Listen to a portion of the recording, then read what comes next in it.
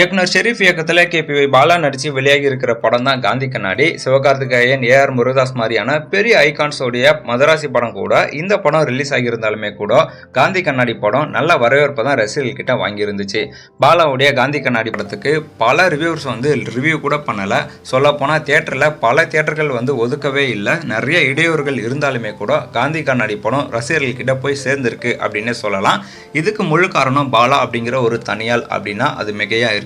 ஏன்னா இந்த படத்துல நடிக்கிறதுக்காக பாலா சம்பளம் கூட வாங்கல. இதை பத்தி அவர் என்ன சொல்லியிருக்காரு அப்படின்னு பார்த்தோம்னா, என்னோட வீட்டில் அதிகபட்சமா என்னை நம்பி ஒரு 50,000 ரூபாய் தருவாங்க. ஆனா யாரோ ஒரு ப்ரொடியூசர் கோடி கணக்கில் பணம் போட்டு இந்த படத்தை எடுக்கிறாரு. இந்த படம் நல்லா ஓடிச்சுன்னா அதுல வர லாபத்துல இருந்து எனக்கு சம்பளமா அவரே ஏதாவது கொடுத்தா போதும் அப்படிங்கிற மாதிரி பாலா சொல்லியிருக்காரு.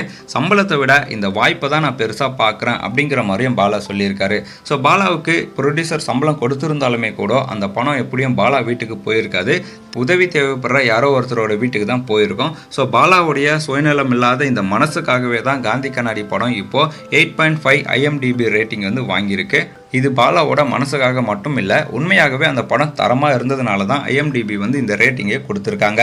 சிவகார்த்திகேயனோட மதராசி படம் கூட செப்டம்பர் 30ஆம் தேதி OTTல ரிலீஸ் ஆக போகுது. ஆனால் காந்தி கண்ணாடி படம் இது வரைக்கும் எந்த OTTல ரிலீஸ் ஆகும், எப்போ ரிலீஸ் ஆகும் அப்படிங்கிற மாதிரி எந்த ஒரு தகவலுமே இல்லை.